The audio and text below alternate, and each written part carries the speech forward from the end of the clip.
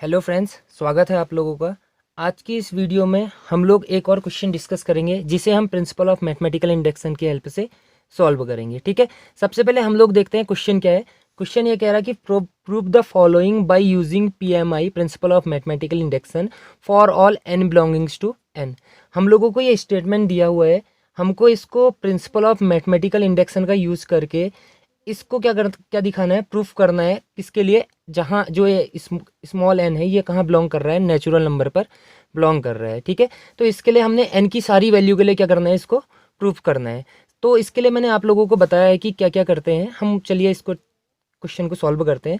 सबसे पहले हम लोग क्या करते हैं, हम लोग n इक्वल टू 1 पर चेक करते हैं। ठीक है, यदि हमारी n इक्वल टू 1 रखने पर left hand side right hand side के इक्वल आती है तो ये जो हमारा स्टेटमेंट है, जो Pn हमें गिवन है, ये n इक्वल टू 1 के लिए क्या हो जाता है, ट्रू हो जाता है। ठीक है, तो चलिए स्टार्ट करते हैं। फॉर n इक्वल टू 1 हम लोग लेफ्ट हैंड साइड में n की जगह क्या रखते हैं, 1 रखते हैं। तो लेफ्ट हैंड साइड से हमें क्या मिलेगा, 1 1 प्लस 1। ठीक है, यहाँ पर को रखा हम लोगों ने।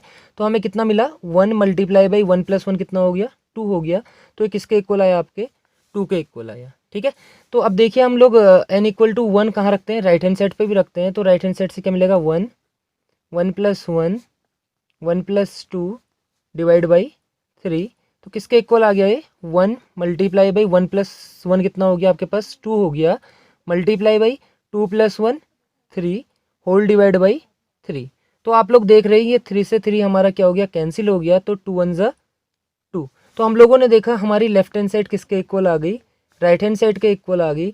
तो हम लोग कह सकते हैं कि ये स्टेटमेंट है हमारा n इक्वल टू 1 के लिए क्या है, ट्रू है।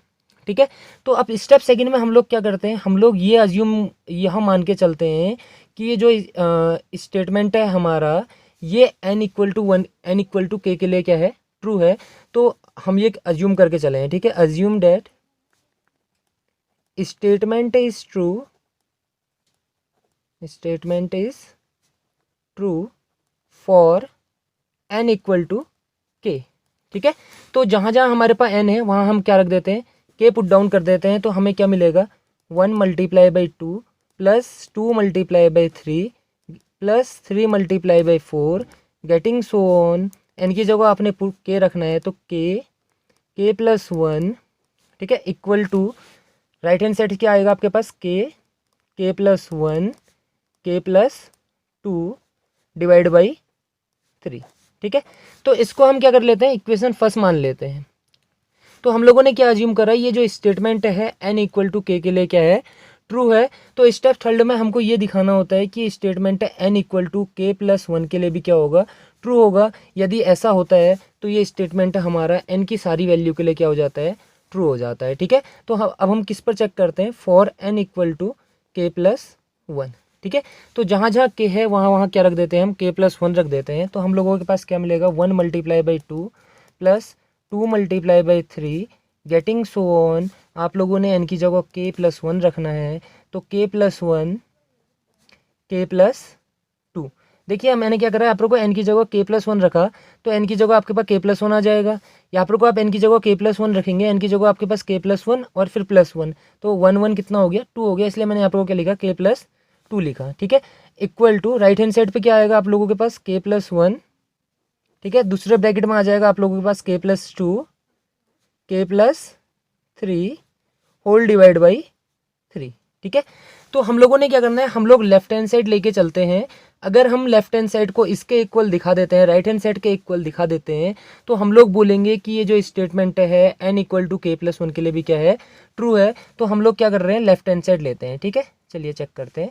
लेफ्ट हैंड साइड हम लोगों ने ली, लेफ्ट हैंड साइड हमारे पास 1 multiply by 2 plus 2 multiply by 3 plus getting so on. आप लोग क्या करेंगे, यहाँ से आप इससे पहले वाला टर्म लीजिए। ठीक है, ये जो आपको सीरीज दिख रही है, इस सीरीज से आप इसका पहला टर्म लीजिए। तो पहला टर्म आपके पास क्या मिलेगा, k multiply by k plus 1।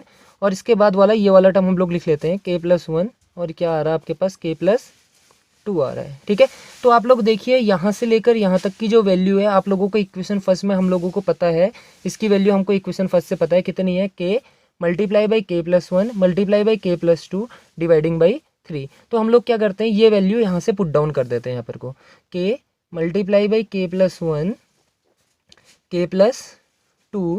ठीक है, और डिवाइड में कितना है आप लोगों के पास, 3 है plus k plus 1 k plus 2, ठीक है। तो अब लोग अब आप लोग क्या करेंगे, इससे आगे आप लोग देखिए जो हमारे पास कॉमन आ रहा है, हम लोग क्या करते हैं इस केस में सबसे पहले कॉमन निकाल लेते हैं, ठीक है। एक तो होता है कि हम लोग यहाँ से एलसीएम लेते हैं, उसके बाद अंदर मल्टीप्लाई करते हैं, उससे क्या होता है क्वेश्चन ये हमारा बहुत ज़्यादा कॉम्प्लिकेटेड हो जाता है। तो हम लोग क्या करते हैं यहाँ से कॉमन ले लेते हैं। कॉमन आ रहा है हमारे पास k plus 1 and k plus 2 आप लोगों के पास कॉमन आ गया। तो देखिए आपके पास यहाँ से क्या बचा, आपके पास यहाँ से k बच गया और डिवाइड में कितना बच गया, 3 बच गया, प्लस ये k प्लस 1 और k प्लस 2 पूरा कॉमन आ गया, तो कितना आया आपके पास k प्लस का 1 बच गया, ठीक है। इससे आगे हम लोग क्या करेंगे, हम लोग यहाँ एलसीएम ले लेते हैं, k प्लस 1 k प्लस 2, ठीक है।